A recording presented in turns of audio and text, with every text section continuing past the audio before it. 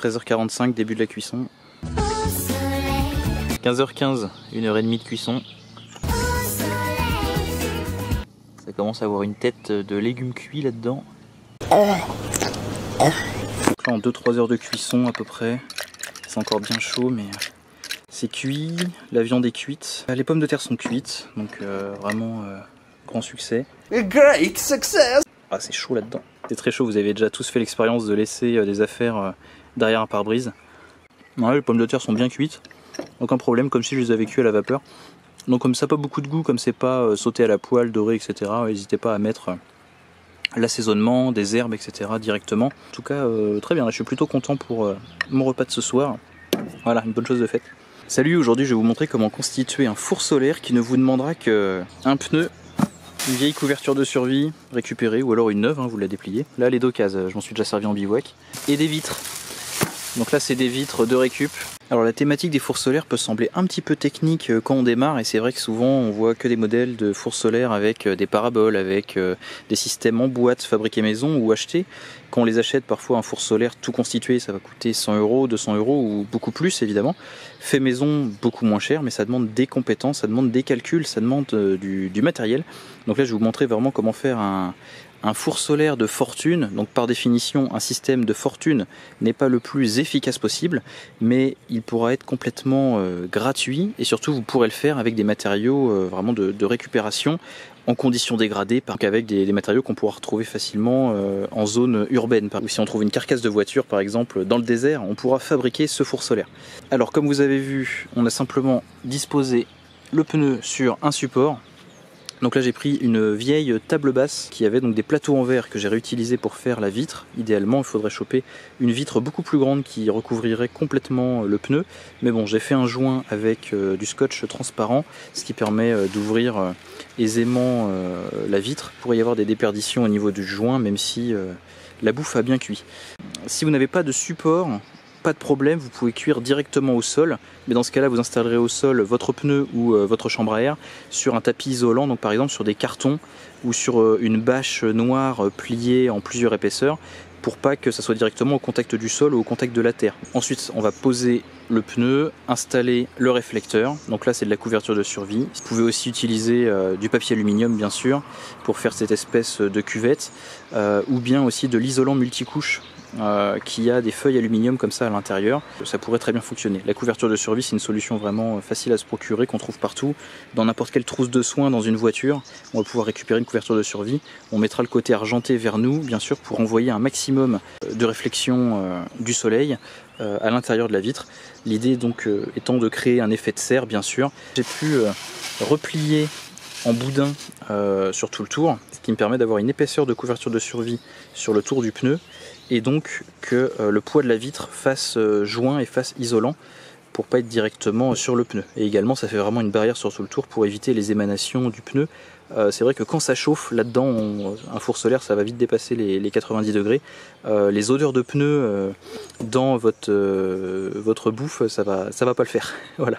Si vous n'avez pas de support, vous me pouillez ça sur des cartons directement de manière à avoir un fond isolant, de manière à ce qu'on n'ait pas de chaleur qui parte par conduction dans le sol. L'idée c'est vraiment de concentrer un maximum la température.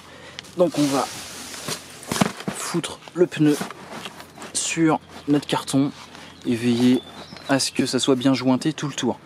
Ensuite pour bien faire, on va isoler l'intérieur du pneu. Pareil pour garder un maximum de chaleur comme une marmite norvégienne. On n'a pas envie qu'il y ait des déperditions et des pertes et que beaucoup de chaleur parte par le rayonnement du pneu lui-même. Donc il faudra isoler là tout l'intérieur. Vous foutez des draps, du papier journal, du carton, des vieux vêtements, n'importe quoi. Là, par exemple j'ai bourré de la vieille bâche, c'est pas grave, ça sera très bien. Sinon comme je disais, journal, tissu, n'importe quoi, on isole. Même de la laine de verre, on s'en fout.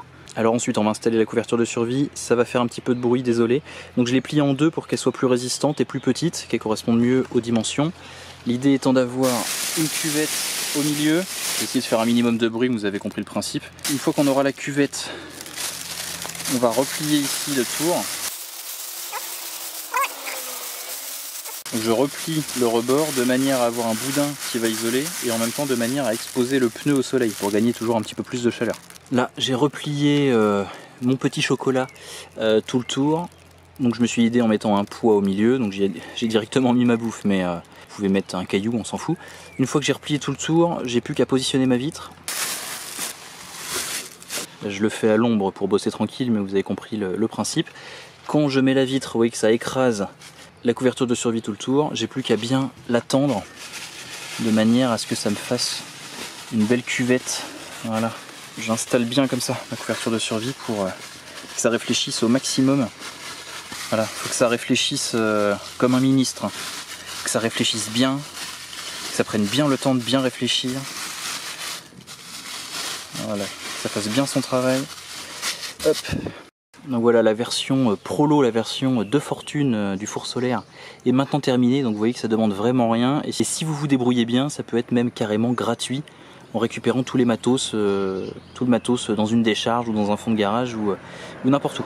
Donc pour la cuisson, oui, je me suis mis, vous irez voir les vidéos sur les cuissons au four solaire, mais je me suis mis donc des légumes, pommes de terre, carottes et puis de la viande pour une personne. Donc la cuisson dans un bocal, c'est pas l'idéal, mais c'est hermétique, c'est étanche, donc il n'y a rien qui peut rentrer dans ma bouffe, surtout en termes d'odeur. Et en plus de ça, c'est transparent pour laisser passer toujours un peu plus la lumière. Et je peux voir la cuisson en temps réel. Idéalement, pour avoir encore plus de chaleur, il vous faut une popote noire, type un petit faitout en acier émaillé noir, avec un couvercle en verre ou un couvercle opaque noir. Là, vous avez vraiment un truc qui va chauffer au maximum.